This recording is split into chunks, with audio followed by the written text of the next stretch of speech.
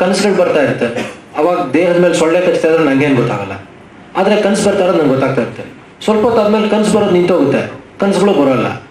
ಅದನ್ನ ನಿದ್ದೆ ಮಾಡಿರ್ತೀನಿ, ಸುಖವಾಗಿದ್ದೀನಿ ಅಂತ ಬೆಳಿಗ್ಗೆ ಆದ್ಮೇಲೆ ಹೇಳ್ತೀನಿ ಸುಖವಾಗಿದ್ದೀನಿ, ನಿದ್ದೆ ಚೆನ್ನಾಗಿ ಮಾಡ್ತಾ ಇದ್ದೀನಿ ಅಂತ ಅಲ್ಲೇ ಹೇಳೋಕ್ಕಾಗಲ್ಲ. ಹಂಗೆ ಹೇಳಿದ್ರೆ ಅವ್ನು ನಿದ್ದೆ ಮಾಡ್ತಾ ಇಲ್ಲ ಅಂತ ಅರ್ಥ.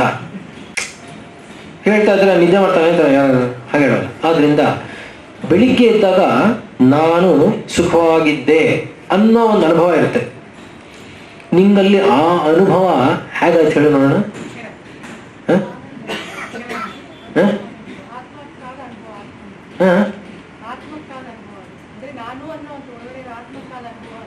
ಅದೇ ನಂಗೆ ತಾನೆ, ನಿಮ್ಗೆ ತಾನೆ. ಹೇಗಾಯ್ತು ನಿಮ್ಗೆ ಗೊತ್ತಾಯ್ತು? ಹೇಗೆ ಗೊತ್ತಾಯ್ತು ಸುಖ ಅಂತ? ಹೇಗೆ ಗೊತ್ತಾಯ್ತು? ಎಚ್ಚರವಾದ ಸ್ಥಿತಿಲಿ ಹೇಳ್ತಾ ಇದ್ದೀರಾ ಅಷ್ಟೇ. ಎಚ್ಚರವಾಗಿರೋ ಸ್ಥಿತಿಲಿ ಹೇಳ್ತಾ ಇದ್ದೀರಾ. ಏನಂತ ಹೇಳ್ತೀರಾ?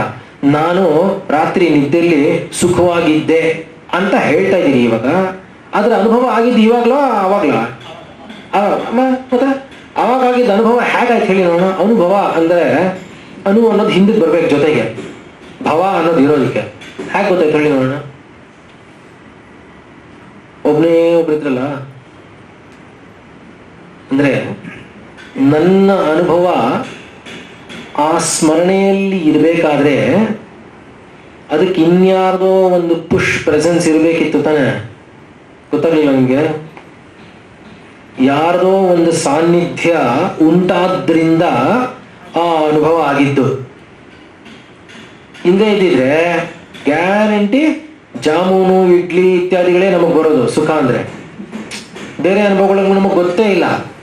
ವಿಷಯ ಸುಖ ಅಲ್ಲದೆ ಇನ್ನೊಂದು ಸುಖ ಇದೆ ಅನ್ನೋದು ನಮಗೆ ಗೊತ್ತಿಲ್ಲ. ಗಾಢ ನಿದ್ದೆಗೆ ಹೋದಾಗ ಮಾತ್ರ ಗೊತ್ತಾಗುತ್ತೆ. ಕನಸಿನಲ್ಲಿ ಅದು ಸುಳ್ಳು ಅಂತ ಕೂಡ ಗೊತ್ತು ನಮಗೆ. ಯಾರನ್ನು ಅಮೆರಿಕಕ್ಕೆ ಹೋಗಿದ್ದೆ ಅಂದ್ರೆ ಪಾಸ್ಪೋರ್ಟ್ ಎತ್ಕೊಂಡು ಏರ್ಪೋರ್ಟ್ಗೆ ಏನು ಹೋಗಲ್ಲ, ಹೌದಲ್ವಾ? ನಂಗೆ ಸುಳ್ಳು ಅಂತ ಗೊತ್ತು. ಆದರೆ ನನ್ನ ಅನುಭವದಲ್ಲೇ ಇರುವಂತಹ ಈ ಗಾಢ ನಿದ್ದೆಯಲ್ಲಿ ಇದೆ ಅನ್ನೋದು ಮಾತ್ರ ಚೆನ್ನಾಗಿ ಗೊತ್ತು. ಆದರೆ ನಾನು ಒಬ್ಬನೇ ಇದ್ದೀನಿ, ಅಲ್ಲಿ ಮನಸ್ಸು ಬುದ್ಧಿಗಳು ಕೆಲಸ ಮಾಡ್ತಾ ಇಲ್ಲ. ಆದರೆ ಸುಖ ಅನ್ನೋದು ಯಾವುದ್ರದ್ದು? ಹಾಗಾದ್ರೆ ಸ್ವರೂಪ ಯಾವುದದು? ಅಮ್ಮನವರು. ಅಲ್ಲಿ ಸದಾ ಸಾಕ್ಷಿ ಸ್ವರೂಪತ್ವ ಶಿವಯೇವಾಸ್ಮಿ ಅಂತ ಬ್ರಹ್ಮಾರ್ಜಂತದಲ್ಲಿ ಬರುತ್ತೆ. ಅಂದ್ರೆ ಅಮ್ಮನವರ ಜೊತೆ ನಾನು ಒಂದಾಗಿರ್ತೀನಿ. ಪ್ರಾಜ್ಞೇನ ಆತ್ಮನ ಸಂಪರಿಶ್ವಕ್ತಃ. ನೋಡಿ, ಇದರ ಅರ್ಥ ಆಗೋದು ಕಷ್ಟ ಆಗ್ಬೋದು. ಸ್ವಲ್ಪ ಸುಲಭವಾಗಿ ಎಕ್ಸ್ಪ್ಲೇನ್ ಮಾಡಕ್ಕೆ ಪ್ರಯತ್ನ ಪಡ್ತೀನಿ. ಇವಾಗ ಈ ಶರೀರ ಅಲ್ವಾ, ಶರೀರನ ಸುಮ್ಮನೆ ಅನ್ಕೊಳ್ಳಿ, ಹೆದರ್ಕೋಬೇಡಿ.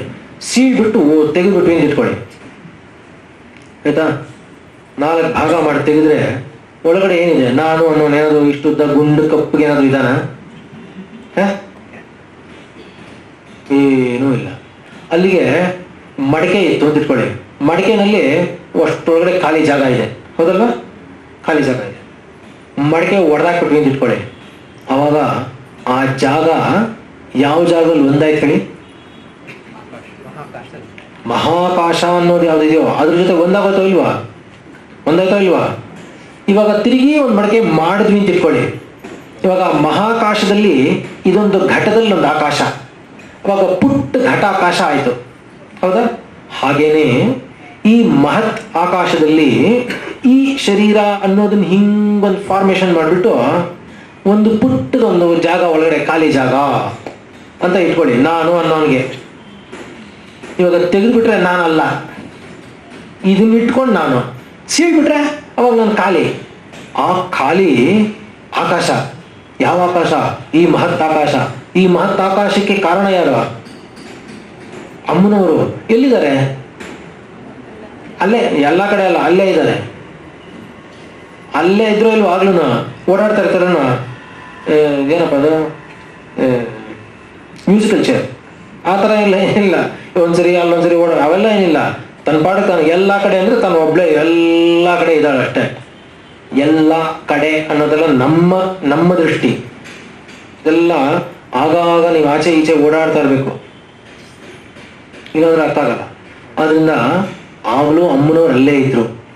ನಾನು ಒಂದು ಕವಚ ಹಾಕಿದ ತಕ್ಷಣ, ಶರೀರ ಅನ್ನೋ ಕವಚ ಹಾಕ್ಬಿಟ್ಟು ಇದನ್ನ ನಾನು ಒಬ್ಬನು ಬೇರೆ, ಯಾಕೆ ಈ ಕವಚದ ದೃಷ್ಟಿಯಿಂದ ನಾನು ಬೇರೆ, ಆ ಕವಚ ಬೇರೆ, ನೀನು ಆ ಕವಚ ನೀನು, ಈ ಕವಚ ನಾನು, ಆಯ್ತಲ್ವ? ಈ ಶರೀರಗಳನ್ನೆಲ್ಲ ಬಿಚ್ಚಾಕ್ಬಿಡಿ, ಎಲ್ಲ ಪೃಥ್ವಿ ಅಂತ ಹಾಕ್ಬಿಡಿ. ಇವಾಗ ಆಕಾಶ ಮಾತ್ರ ಐತಲ್ಲ, ಅವಾಗ ಯಾರಿದ್ದಾರೆ ಹೇಳಿ? ಕೇವಲ ಅಮ್ಮನವರು. ಗೊತ್ತಾಗ್ಲಿಲ್ಲ ನಿಮ್ಗೆ? ಅಂದ್ರೆ ಅರ್ಥ, ಈ ನಾನು ಅನ್ನೋನು ಗಾಢ ನಿದ್ದೆಯಲ್ಲಿ ಯಾರ ಜೊತೆ ಒಂದಾಗಿದ್ದ? ಅವಾಗ ಅಮ್ಮನವ್ರ ಜೊತೆ ಒಂದಾಗಿದ್ದ. ಯೋಚನೆ ಮಾಡಿ ಸ್ವಲ್ಪ. ಸಾಕ್ಷಾತ್ ಪರಮೇಶ್ವರಿ ಒಳಗಡೆನೆ ಇದ್ದುಕೊಂಡು ದಿನ ಈ ಮೂರ್ಖ ಇದಾನಲ್ಲ, ಅವನನ್ನ ದಿನ ವ್ಯವಹಾರ ಮಾಡ್ತಾ ಇರುವಂತ ಅವನನ್ನ ಏನಾದ್ರೂ ಮಾಡಿ ಕಲಿಸ್ಬೇಕು ಅಂತ ದಿನ ಶರೀರಕ್ಕೆ ಆಯಾಸ ಕೊಟ್ಟು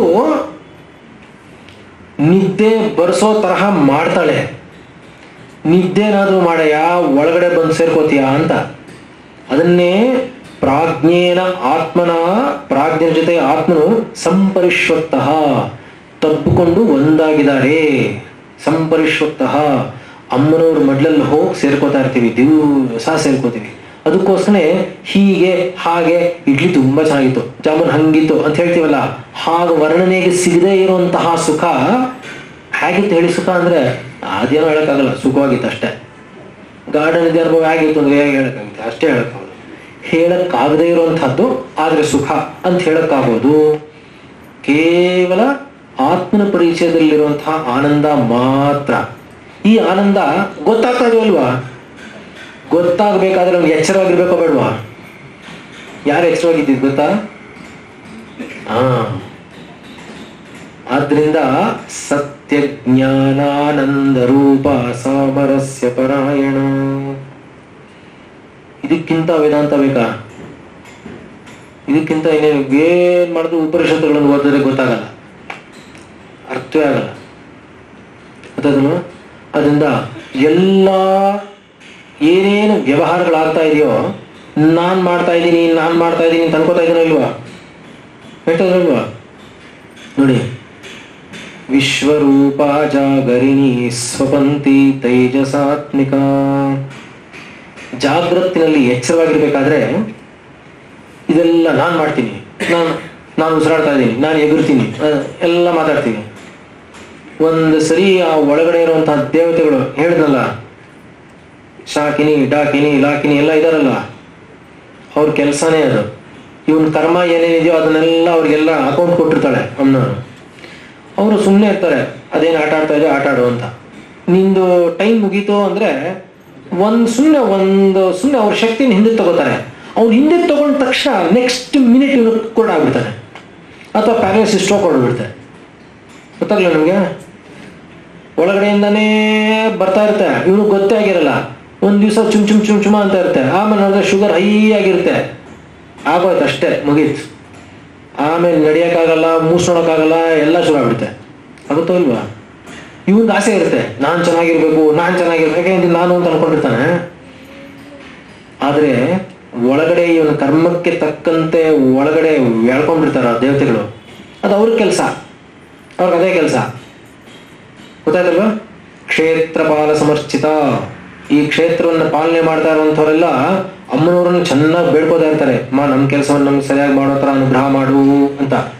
ಅವರಿಂದ ಆರಾಧಿಸಲ್ಪಡುವವಳು ಕ್ಷೇತ್ರಪಾಲ ಸಮರ್ಚಿತ. ಆದ್ರಿಂದ ಎಲ್ಲವೂ ಅಮ್ಮನವರ ಸ್ವರೂಪ. ಸುಮ್ಮನೆ ಬಾಡಿಗೆಗೆ ಕೃಷ್ಣ ಹೇಳ್ತಾನೆ,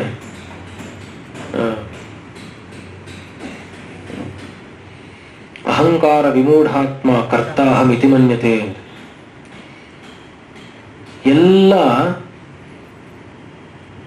ಎಲ್ಲ ಕರ್ಮಗಳು ಏನೇನಾಗ್ತಾ ಇದೆಯೋ ಎಲ್ಲವೂ ಕೂಡ ಗುಣೈ ಕರ್ಮಾಣಿ ಸರ್ವಶಃ ಪ್ರಕೃತೇ ಕ್ರಿಯಮಾಣಾನಿ.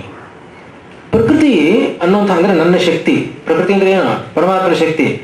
ಪ್ರಕೃತೇ ಕ್ರಿಯಮಾಣಾನಿ, ಎಲ್ಲ ಪ್ರಕೃತಿ ನನ್ನ ಶಕ್ತಿಯಿಂದ ಗುಣೈ ಕರ್ಮಾಣಿ ಸರ್ವಶಃ, ಅದರಲ್ಲಿರುವಂತಹ ಸತ್ವರಜಸ್ತಮೋ ಗುಣಗಳಿಂದ ಎಲ್ಲ ಆಗ್ತಾ ಇದೆ. ಇವನಿದಾನಲ್ಲ ಅಹಂಕಾರ ಇರೋನು, ಅಹಂಕಾರ ವಿಮೂಢಾತ್ಮ ಅಂತಾನೆ. ಮೂಢ ನಾನು ಮಾಡ್ತೀನಿ ಸುಮ್ಮನೆ ಅನ್ಕೋತಾ ಇದೆಯಾ ಅಷ್ಟೇ ಅಂತ. ಮಾಡ್ತಾ ಇದ್ದೀನಿ ಅಲ್ಲ, ಮಾಡ್ತಾ ಇದ್ದೀನಿ ಅಂತ ಅನ್ಕೋತಾ ಇದೆಯಾ ಅಂತ ಕೂಡ ಹೇಳ್ತಾರೆ. ಆದ್ರಿಂದ ಸಾಕ್ಷಾತ್ ಅಮ್ಮನವ್ರು ಎಲ್ಲ ಮಾಡ್ತಾ ಇದ್ದಾರೆ, ಸುಮ್ಮನೆ ಮಾಡ್ತೀನಿ ನಾವು ಅನ್ಕೋತಾ ಇದ್ದೀವಿ. ಅದರಿಂದ ಎಲ್ಲವೂ ಕೂಡ ಯಾವತ್ತು ಈ ಲಯವಾಗುತ್ತೋ ಆವತ್ತು ಆತ್ಮಸ್ವರೂಪದ ಒಂದು ಸಾಕ್ಷಾತ್ಕಾರವಾಗುತ್ತೆ ಅನ್ನುವಂಥ ವಿಷಯ ಏನಿದೆಯೋ ಇದು ವೇದಾಂತದಲ್ಲಿ ಏನೇನೆಲ್ಲ ಹೇಳಿದೆಯೋ, ಬ್ರಹ್ಮಸೂತ್ರಗಳಲ್ಲಿ ಅದೆಲ್ಲ ಕಡೆ ಸ್ಪಷ್ಟವಾಗಿ ತುಂಬ ಸುಲಭವಾಗಿ ಲಲಿತಾ ಸಹಸ್ರನಾಮದಲ್ಲಿ ಹೇಳಿದೆ. ಆದ್ದರಿಂದ ಜಾಗ್ರತ್ನಲ್ಲಿ ವಿಶ್ವರೂಪ ಜಾಗರಣಿ, ಜಾಗ್ರತ್ನಲ್ಲಿ ಆಗ್ತಾ ಇರುವಂತಹ ಎಲ್ಲ ವ್ಯವಹಾರಗಳು ಮಾಡ್ತಾ ಇರೋದು ನಾನಲ್ಲ. ಯಾರದು? ವಿಶ್ವರೂಪ, ಅಮ್ಮನವರ ಒಂದು ರೂಪ ವಿಶ್ವರೂಪ ಜಾಗರಣಿ. ನಿದ್ದೆ ಮಾಡ್ಬೇಕಾದ್ರೆ ಕನಸು ಕಾಣ್ತೀನಲ್ಲ, ಅದು ಯಾರು ತೋರಿಸ್ತಾ ಇದ್ದಾರೆ? ಇವಾಗ ನಾನೇನ್ ಮಾಡ್ತೀನಿ? ನಿದ್ದೆ ಮಾಡಿದ್ಯಲ್ಲ, ಅಲ್ಲೇ ಇಂದ್ರಿಯಗಳೆಲ್ಲ ನಿದ್ದೆ ಮಾಡ್ಬಿಟ್ಟಿದ್ಯಲ್ವಾ? ನಾನು ಮನಸ್ಸು ಅಂತ ನಾನು ತಾನೇ ಇಟ್ಕೊಂಡಿರ್ತೀನಿ. ಆದರೆ ನೋಡ್ತಾ ಇದ್ದೀನಲ್ಲ, ನಾನು ಮನಸ್ಸು. ಹೌದಾ? ಇವಾಗ ನಿದ್ದೆನಲ್ಲಿ ಸ್ವಪ್ನದಲ್ಲಿ ನಾನೇ ಮನಸ್ಸು. ಅದರಿಂದ ಎಲ್ಲೆಲ್ಲ ಹೋಗ್ತಾ ಇರ್ತೀನಿ, ಬರ್ತಾ ಇರ್ತೀನಿ, ಮಾಡ್ತಿರ್ತೀನಲ್ಲ, ಅದರಿಂದ ನಾನೇ ಹೋಗ್ತೀನಿ ಬರ್ತೀನಿ ಅಂತ ತಾನೇ ಹೇಳ್ತಿದ್ದೀನಿ ನಾನು. ಆದರೆ ತಮಾಷೆ ನೋಡಿ, ನಾನು ಹೋಗ್ತಾ ಇದ್ದೀನಿ ಅಂತ ಗೊತ್ತಾಗ್ತಾ ಇದೆಯಲ್ವಾ? ಆ ಹೋಗ್ತಾ ಇರೋನು ನಾನು ಯಾರೋ, ಇಲ್ಲಿರೋನು ನಾನು ಯಾರೋ? ಮನಸ್ಸು ಅದರಲ್ಲಿ ನೋಡ್ತಾ ಇದ್ದೀನಿ, ನನ್ನನ್ನೇ ನಾನು ನೋಡ್ತಾ ಇದ್ದೀನಲ್ವಾ? ಅಲ್ಲಿ ಬೇರೆ ತಾನೇ ಇರಬೇಕು. ಅಂದರೆ ಇವಾಗ ನೋಡಿ, ಥಿಯೇಟರ್ಗೆ ಹೋಗ್ಬಿಟ್ರೆ ನಾವು ಎಲ್ಲಿ ಕೂತ್ಕೋಬೇಕು ಅಂತ ನಮಗೆ ಗೊತ್ತಿರಲ್ಲ, ಕತ್ಲು. ಏನು ಮಾಡ್ತಾನೆ ಅಂದರೆ ಟಿಕೆಟ್ ತಗೊಂಡ ತಕ್ಷಣ ಟಾರ್ಚ್ ಹಾಕ್ತಾನೆ ಅದ್ರ ಮೇಲೆ, ನಿನ್ನ ಜಾಗ ನೋಡು ಅಲ್ಲಿ ಅಂತ ತೋರಿಸ್ತಾನೆ. ಆಮೇಲೆ ನಾವು ಕೂತ್ಕೊಂಡು ಸಿನಿಮಾ ನೋಡೋದ. ಹೌದಾ? ಹಾಗೇನೆ ಈ ಸಿನಿಮಾ ತೋರ್ಸೋಣ ಬರ್ಬೇಕಾನೆ, ನೋಡೋ ನಾನಾದ್ರೆ ತೋರ್ಸೋಣ ಬರ್ಬೇಕಾನೆ. ಆದ್ರಿಂದ ಸ್ವಪಂತಿ ತೈಜಸಾತ್ಮಿಕ, ನಿದ್ದೆ ಮಾಡಬೇಕಾದ್ರೆ ತೈಜಸನು, ತೈಜಸಃ ಅಂದ್ರೆ ಹಿರಣ್ಯಗರ್ಭನು. ಈ ಹಿರಣ್ಯಗರ್ಭನು ಯಾರು ಗೊತ್ತಾ? ಎಲ್ಲರ ಸಮಷ್ಟಿ ಬುದ್ಧಿ ಮನಸ್ಸುಗಳು. ಆದ್ರಿಂದ ಆ ಅಮ್ಮನವರು ಹಿರಣ್ಯಗರ್ಭನಾಗಿ ತೈಜಸನು ಅಂತ ಅನ್ನಿಸ್ಕೊಂಡಿರುವಂಥವನು ಅವನು ನಿಜವಾಗ್ಲೂ ಮಾಡ್ತಾ ಇರೋನು. ಅಂದ್ರೇನು? ಎಲ್ಲರ ಮನಸ್ಸುಗಳಲ್ಲಿ ಕೆಲಸ ಮಾಡ್ತಾ ಇರೋದು ಯಾರು ಗೊತ್ತೇನೋ? ಹಿರಣ್ಯಗರ್ಭನು. ನಾವೆಲ್ಲ ಮಾಡ್ತಾ ಇರೋದು ಗೊತ್ತಾಗಿಲ್ಲ. ಯಾಕೆಂದ್ರೆ ನೋಡಿ, ಕೆಲವು ಸರಿ ಮನಸ್ಸಿಗೆ ನನಗೆ ಬೇಕು ಅಂದ್ರೆ ಜ್ಞಾಪಕ ಬರೋಲ್ಲ. ಯಾವಾಗ ಜ್ಞಾಪಕ, ಬೇಡದೇ ಇರಬೇಕಾದ್ರೆ ಜ್ಞಾಪಕ ಬರುತ್ತೆ, ಬೇಕಾದ್ರೆ ಮರ್ತೋಗುತ್ತೆ. ಆಗುತ್ತೋ ಇಲ್ವಾ? ಹಾಂ, ಎಷ್ಟಾಗುತ್ತೆ ಗೊತ್ತಾ? ಆಶ್ಚರ್ಯ ಆಗುತ್ತೆ ನನಗೆ. ಒಂದು ಯಾವುದೋ ಒಬ್ರು ಕೇಸಲ್ಲಿ ಜ್ಞಾಪಕ ಬರುತ್ತೆ, ಅವ್ರಿಗೆ ಮನಸ್ಸಿನಲ್ಲೆಲ್ಲ ಪ್ಯಾರಲಿಸಿಸ್ ಅಟ್ಯಾಕ್ ಆಗುತ್ತೆ. ಅವ್ರಿಗೆ ಅಟ್ಯಾಕ್ ಆಗ್ಬಿಟ್ಟು ಬಂದರೆ ಆಗ್ತಾನೆ ಆಗಿದೆ, ಒಂದು ಅರ್ಧ ಗಂಟೆ ಆಗಿದೆ. ಅವ್ರಿಗೆ ಏನೇನೋ ಹೇಳಬೇಕು ಅಂತ ಹೋಗ್ತಾ ಇದೆ ಮನಸ್ಸು, ಆದರೆ ಹೇಳೋಕ್ಕಾಗ್ತಾ ಇಲ್ಲ. ಅಂದ್ರೇನು? ಒಳಗಡೆ ಅವ್ರಿಗಿದ್ರೂ ಕೂಡ ಹೇಳಬೇಕು ಅನ್ನೋ ಕ್ರಿಯೆಗೆ ಬೇಕಾಗಿರುವಂಥ ಶಕ್ತಿನ ದೇವತೆಗಳು ಹಿಂದೆ ತಗೊಂಡಿರ್ತಾರೆ. ಅಲ್ಲಿಗೆ ಇವಂದೇ ನಡೆಯಲ್ಲ ಅಂತಾನೆ ಇರ್ತಾನೆ. ಒಳಗಡೆ ಇದೆ ಪಶ್ಯಂತಿ. ನಿಮಗೆ ಗೊತ್ತಾಯ್ತಾ? ಪರ ಪ್ರತ್ಯಕ್ಷಿತಿ ರೂಪ ಪಶ್ಯಂತಿ ಪರದೇವತಾ ಮಧ್ಯಮ ವೈಖರಿ ರೂಪ. ಹೇಳಬೇಕು ಅಂತಿದೆ, ಹೊರಗಡೆ ಬರಲ್ಲ. ಆಯಾ ದೇವತೆಗಳ ಕರ್ಮೇಂದ್ರಗಳೆಲ್ಲ ಹಿಂದೆ ತಗೊಂಡ್ಬಿಡ್ತಾರೆ. ಹೌದಾ? ಇದು ನಿಜವಾಗ್ಲೂ ಆಶ್ಚರ್ಯ ಆಗುತ್ತೆ ಅವತ್ತು. ಆದ್ದರಿಂದ ಕನಸನ್ನು ತೋರಿಸ್ತಾ ಇರೋದೆಲ್ಲ ಅವನು, ನಾವು ಸುಮ್ಮನೆ ನೋಡ್ತಾ ಇದೀವಿ ಅಂತ ಅನ್ಕೊಂಡಿದೀವಿ ಅಷ್ಟೇ. ಗೊತ್ತಾಗಲಿಲ್ವ? ಸ್ವಪಂತಿ ತೇಜಸಾತ್ಮಿಕ ಸುಪ್ತ ಪ್ರಾಜ್ಞಾತ್ಮಿಕ. ಸುಪ್ತ ಪ್ರಾಜ್ಞಾತ್ಮಿಕ. ನಾನು ಸುಮ್ಮನೆ ಒಬ್ಬನೇ ನಿದ್ದೆ ಮಾಡಬೇಕಾದ್ರೆ ಪ್ರಾಜ್ಞಾತ್ಮಿಕ. ಗೊತ್ತಾಗೋದು ಹಾಗೆ. ತುರ್ಯ ಸರ್ವಾವಸ್ಥಾ ವಿವರ್ಜಿತ. ನಾನು ನಿದ್ದೆ ಮಾಡ್ತಾ ಇದ್ದೀನಿ ಅಂತ ಅಂದ್ಕೊಂಡಿರೋನು. ಗೊತ್ತಾಗಲಿಲ್ವಾ? ನಾನು ನಿದ್ದೆ ಮಾಡ್ತಾ ಇದ್ದೀನಿ ಅಂತ ಅನ್ಕೊಂಡಿದ್ದೀನಿ. ಅಲ್ಲ, ನೀನು ನಿದ್ದೆ ಮಾಡೋನೇ ಅಲ್ಲ ಅಂತ ತಿಳ್ಕೋಬೇಕು. ಅದು ಯಾವುದು? ತುರ್ಯ ಸರ್ವಾವಸ್ಥಾ ವಿವರ್ಜಿತ. ಸರ್ವಾವಸ್ಥಾ ಅಂದರೆ ಅಲ್ಲಿ 3 ಅವಸ್ಥೆಗಳಿದೆಯಲ್ಲ, ಜಾಗ್ರತ್ತು, ಸ್ವಪ್ನ, ಸುಷುಪ್ತಿ. ಈ 3 ಅವಸ್ಥೆಗಳನ್ನು ದಾಟಿರೋಳು ಸರ್ವಾವಸ್ಥಾ ವಿವರ್ಜಿತ. ಸೃಷ್ಟಿಕರ್ತ್ರಿ ಬ್ರಹ್ಮರೂಪ ಗೋತ್ರಿ ಗೋವಿಂದ ರೂಪಿಣಿ ಇತ್ಯಾದಿ. ಹೌದಲ್ವಾ? ಆದ್ರಿಂದ ವ್ಯವಹಾರ ನಾನೇನ್ ಮಾಡ್ತಾ ಇದ್ದೀನಿ ಅಂತ ಅಂದ್ಕೊಂಡಿದ್ದೀನೋ ಆ ಮೂಢವಾಗಿರುವಂತಹ ಅರ್ಥ ಮಾಡ್ಕೊಂಡೋದು ತೆಗೆದು ಕಿತ್ತು ಹೊರಗಾಕ್ಬೇಕು.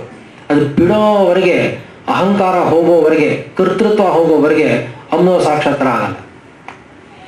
ವೇದಗಳಲ್ಲಿ ಏನು ಹೇಳಿದೆಯೋ ಅದನ್ನ ಇಲ್ಲಿ ಹೇಳಿದೆ.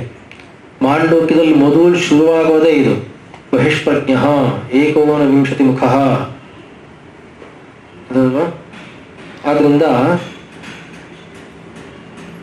ವೇದಾಂತದ ಪರಿಕಲ್ಪನೆ ಏನೇನಿದೆಯೋ ಅಷ್ಟು ಸಹಸ್ರನಾಮದಲ್ಲಿ ಹೇಳಿದ್ದಾರೆ. ಒಂದೂವರೆಗಲ್ವಾ? ಒಂದೂವರೆಗ ಊಟ?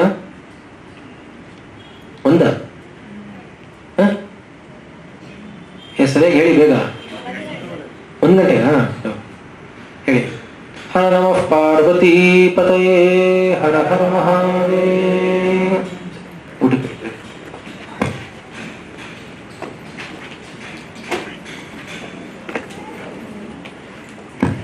ಈ